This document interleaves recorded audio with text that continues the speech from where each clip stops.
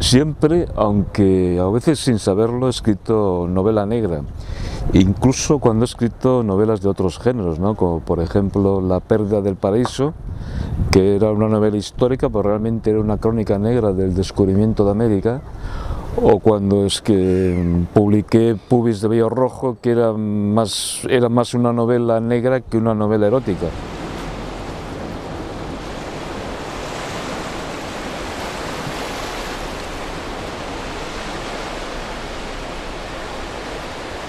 La novela negra, por lo general, pues es un género muy versátil que te permite, pues, sobre todo, pues hacer una crítica de la sociedad, es una crítica de lo que te rodea. Y generalmente la novela negra, salvo excepciones, es una novela de izquierdas. Lo que uno tiene que tener la suficiente habilidad pues para introducir toda esta ideología más o menos progresista en las novelas negras y hacerlo lo suficientemente bien, o sea, pues para no cansar al lector y para entretenerlo. Un amigo mío, que también es escritor, que es Paco Gómez Escribano, me comentaba cuando leyó Marea de Sangre lo que le había sorprendido, que los personajes fumaban muchísimo y que no utilizaban teléfonos móviles.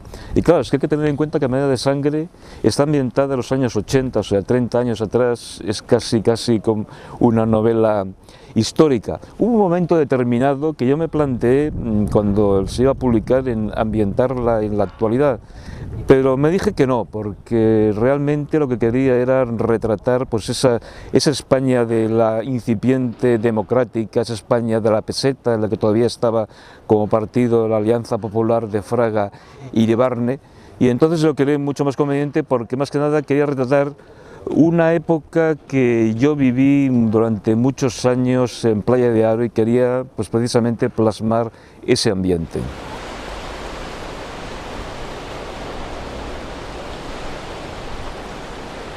Cada novela tiene su inicio, ¿no? O sea, hay siempre pues una especie como de detonante. Y el detonante de Marea de Sangre se produjo cuando yo, de forma fortuita, un día que estaba veraneando en Playa de Aro, pues fui testigo directo de un suicidio, una extranjera que se tiró al vacío desde el quinto o el sexto piso de unos apartamentos que eran vecinos al mío. Y realmente esa noticia me impactó, o sea, esa visión, mejor dicho, esa visión, porque lo vi, me impactó. Yo no vi caer al vacío, pero vi su cadáver que quedó extendido sobre la mesa de un bar, que rompió por el impacto la mesa del bar, ¿no? Y esa noticia, pues esa visión fue realmente el desencadenante de Marea de Sangre, ¿no? Porque yo a continuación me planteé, ¿y esta mujer por qué se ha suicidado? Y si realmente se había suicidado o bien la habían tirado al vacío, ¿no? Y a partir de esta anécdota real, pues desarrollé la novela. Y la novela, pues bueno, el jefe de la policía urbana, que es Ismael Ortiz, pues va desenredando toda una compleja madeja, ¿no? La verdad es desenrollando, y allí pues bueno, pues resulta pues que descubre pues que hay corruptelas políticas en el ámbito municipal, hay corrupción en las entidades bancarias, hay corrupción, hay narcotráfico, proselitismo, etcétera, etcétera. Realmente, o sea, todos los elementos que conforman la novela negra.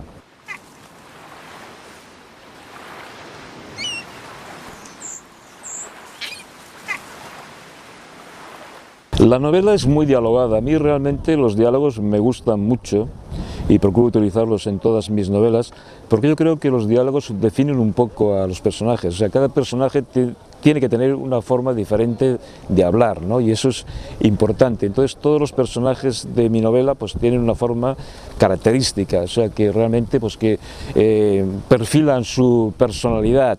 No es lo mismo decir, por ejemplo, pues que Leo, que es uno de los personajes siniestros de la novela, pues es un tipo muy violento, que realmente sentirlo, oírlo como pues amenaza en un momento determinado a Ismael Ortiz. Leo se levantó y el sargento Ortiz lo hizo al mismo tiempo.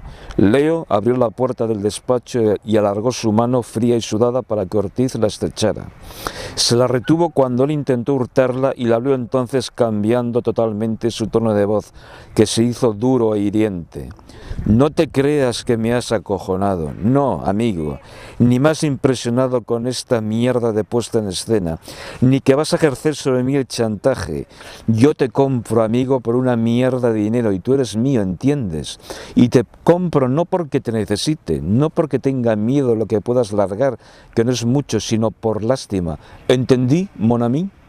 Hay también en la novela una especie de conflicto de intereses, ¿no? Porque hay un enfrentamiento entre Ismael Ortiz, que es el jefe de la Policía Municipal de Playa de Aro, y Abel González, que es el teniente de la Guardia Civil, que realmente es el que lleva oficialmente el caso, ¿no? Abel González es un personaje siniestro, es un guardia civil de la vieja escuela, es un guardia civil que es franquista, que anhela el viejo régimen. Y realmente hay un enfrentamiento entre estos dos personajes, ¿no? Porque constantemente Abel González recuerda a Ismael Ortiz que no se meta en camisa de 11 varas, que es un don nadie y que como es un don nadie no merece la pena ni comprarlo.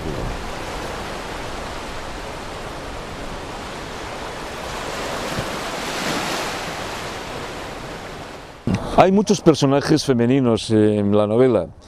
José Carlos Somoza, que la leyó y me la presentó en Madrid, me hizo caer en la cuenta de que yo huyo precisamente de esos estereotipos tan comunes en la novela negra, sobre todo la novela negra norteamericana, ¿no? Pues que es la mujer rubia, fatal, que seduce al pobre hombre que realmente que es muy bueno y casi con sus artes de seducción pues lo obliga a convertirse en un asesino, que es el argumento de muchísimas novelas negras norteamericanas y del cine negro norteamericano de los años 50. Y en cambio en mis novelas los personajes femeninos son realmente unos personajes que tienen mucha potencia, o sea que no corresponden a ese tópico, sino todo lo contrario, ¿no? Porque mis personajes femeninos, por ejemplo, en Marea de Sangre es pues Marisol, que es la compañera, es una compañera policía de Ismael Ortiz. Luego está Lola, que es la mujer que está totalmente sumergida y totalmente acabada por su adicción al alcohol. O Carolina, que es la joven prostituta que trabaja en La Puerta del Cielo. Y son personajes que no son personajes tópicos ni típicos, ¿no? Que tienen su propia personalidad, o sea, que son personajes que tienen, yo creo, bastante potencia.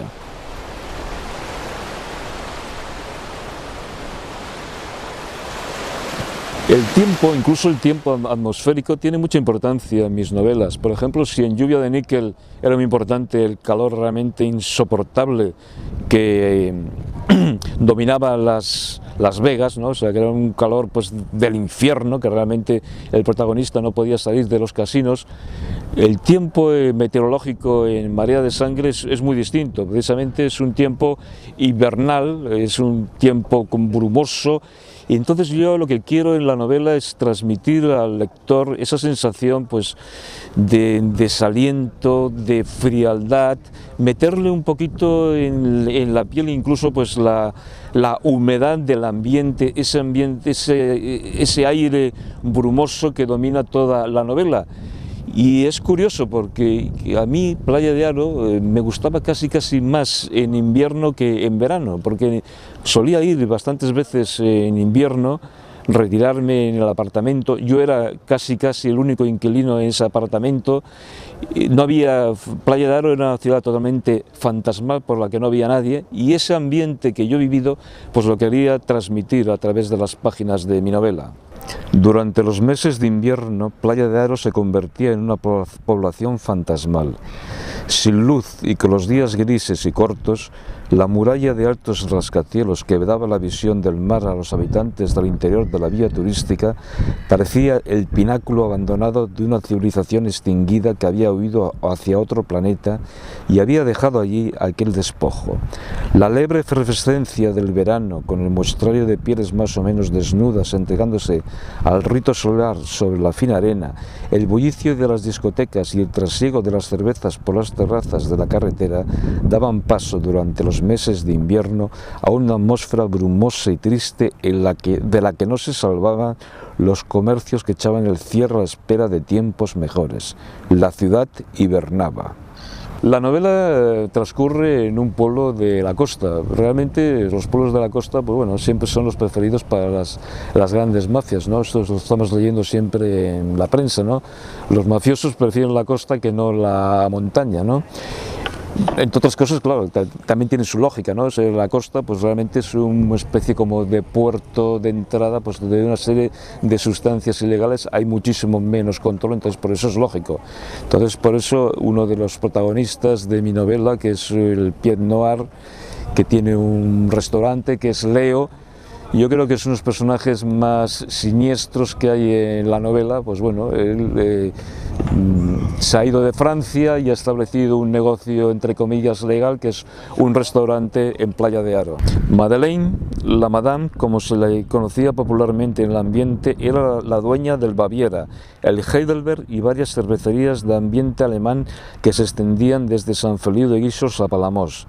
La razón por la que una francesa regentaba esa clase de negocios cerveceros había que buscarla en su lugar de nacimiento, Alsacia, y físicamente era más germana que francesa, grande, con espléndidos volúmenes, la piel sonrosada, los ojos azules y los cabellos, otrora rubios, blancos ya, que le daban un aire de respetabilidad. Durante 15 años había sido el amante de Leo, con quien había salido tarifando hacía cosa de 5, tras una violentísima trifulca pública en un bar, en el transcurso del cual Leo, con una tremenda bofetada, señaló la ruptura de sus relaciones en público. Desde entonces se odiaban torvamente. Los personajes de mi novela todos beben mucho, pero especialmente bebe Lola. Lola es la desdichada esposa de Ismael Ortiz, e Ismael Ortiz también bebe bastante precisamente para olvidar la relación que tiene con Lola. En la novela, digamos, el alcohol es un elemento, o sea, totalmente destructivo. Ismael Ortiz bebe casi pues hasta desmoronarse, hasta desvanecerse, precisamente pues para olvidar pues su vida fracasada. Su mujer dormía profundamente, la cabeza hundida en la almohada, la mano colgando hacia el suelo con el cuello de una botella vacía prendida de ella. Le volvió la imagen del ahogado con precisión, la superpuso a la del adyacente que respiraba con ruido. Su casa también empezaba a oler a muerte. Cuando se casó, Lola era una jovencita más o menos ilusionada, con ansias de vivir. Ahora Dios sabe lo que era, una masa de carne amorfa levitando en alcohol, un rostro que se había ido deformando y cayendo trago a trago. Olía a carne corrompida todo el dormitorio. La dio por verla sumida en el sopor. Abrió ventanas para que entrara brisa marina, vida.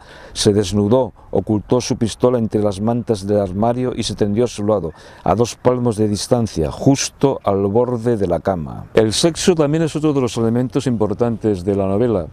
Ismael Ortiz, digamos que tiene una relación con Marisol, que es una guardia urbana que patrulla con él, y luego con Carolina, pero el sexo con Carolina realmente es un sexo sórdido porque lo tiene pues pagando a través del puticlub este, que es la Puerta del Cielo.